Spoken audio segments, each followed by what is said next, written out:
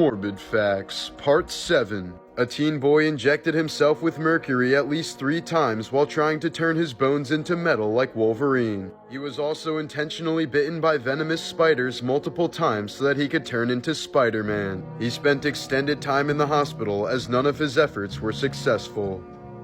During the French Revolution, people on death row often fought to be the first one executed by the guillotine. This was because the blade would dull after multiple uses and eventually wouldn't cut the head clean off on the first attempt. Masabumi Hosono was the only Japanese passenger on the Titanic and managed to survive the ship's sinking. But upon returning home to Japan, he was seen as a coward and publicly condemned for not going down with the ship. After his mother died in 2013, Arizona man Jim Stauffer donated her body for scientific research. He later found out that her corpse was sold to the US military for $6,000 and then blown up at a bomb testing site. This is a leaked screenshot from CNN's supposed doomsday tape. The footage is meant to be broadcasted by the last surviving employee in case all of humanity is about to die. It features a marching band playing the song Nearer My God to Thee, the same song that onboard musicians played as the Titanic sank.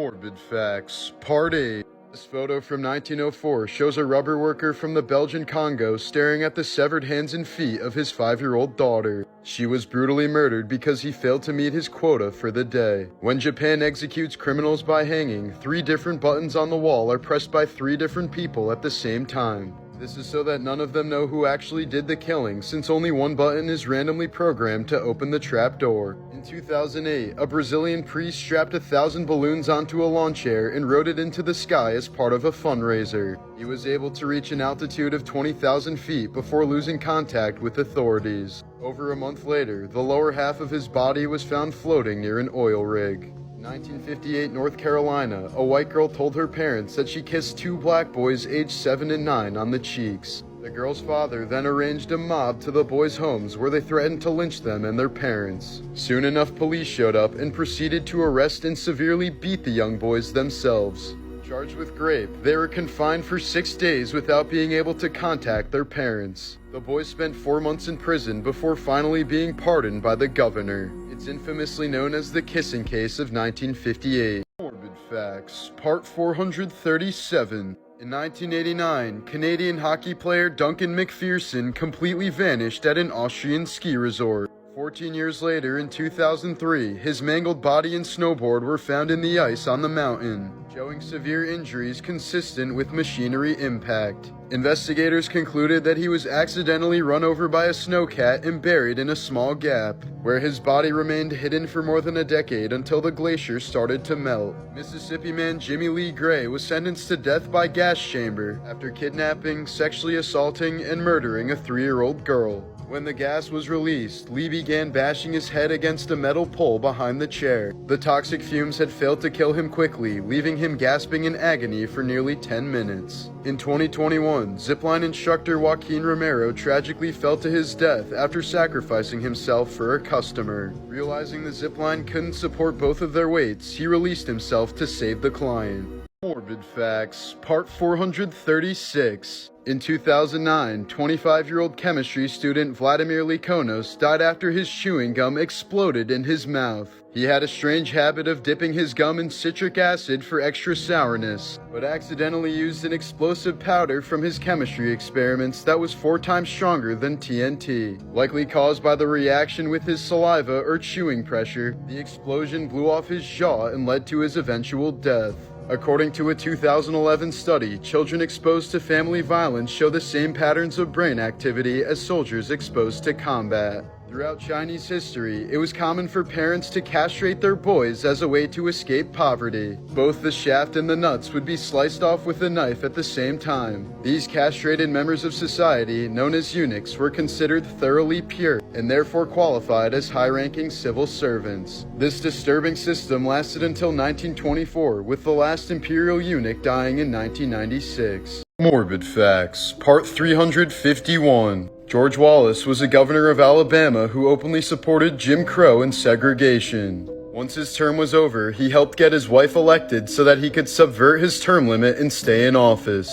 To do so, he kept her cancer diagnosis a secret from her, knowing that the treatment would negatively affect her ability to run. Thus, the first female governor of Alabama died within 200 days of her term. Dewey the cat died in 1910, but meant enough to his owner to be honored with a gravestone that still stands 113 years later.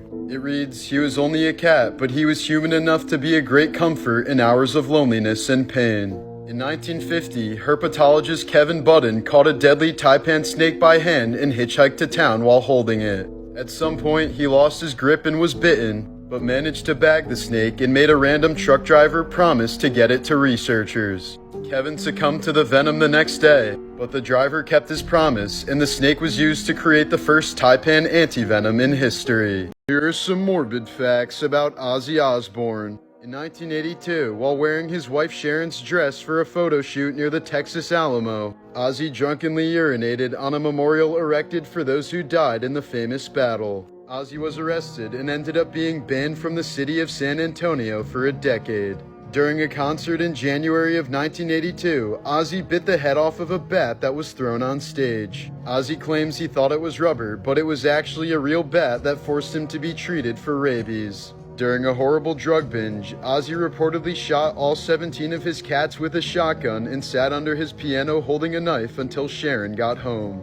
Ozzy later said he was an absolute wreck at the time and described the event as the final straw of his drug abuse. While on tour with Motley Crue in 1984, Ozzy asked Nikki Sixx for a line of cocaine. Upon being told there was none left, Ozzy grabbed a straw and snorted some ants off the ground. Nikki later confessed, "From that moment on, we knew there was always someone who was sicker and more disgusting than we were."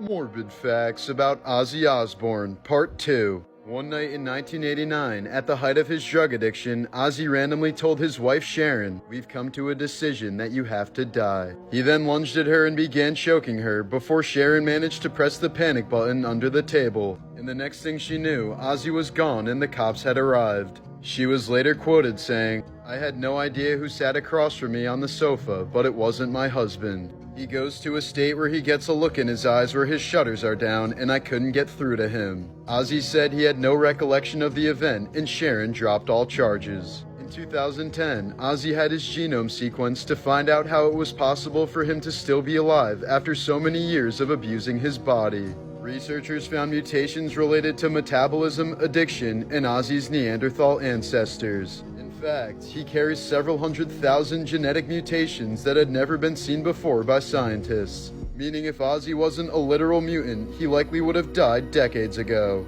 These are some morbid facts about the Challenger disaster. NASA originally planned on sending Big Bird on the Challenger to try to get children interested in space. But the Big Bird suit ended up being too big, so they sent teacher Krista McAuliffe instead. Shortly after takeoff, the Challenger exploded while millions were watching live on CNN, including McAuliffe's entire school. Despite initial reports by NASA, the astronauts on the Challenger likely didn't die immediately from the blast. They might have spent the last 3 minutes of their lives plummeting to Earth at 200 miles per hour. One of the main engineers behind the rocket revealed that NASA ignored his warnings about launching in cold weather. The night before the launch, he told his wife it's going to blow up. He was one of 5 engineers who voiced their concerns to NASA prior to the launch.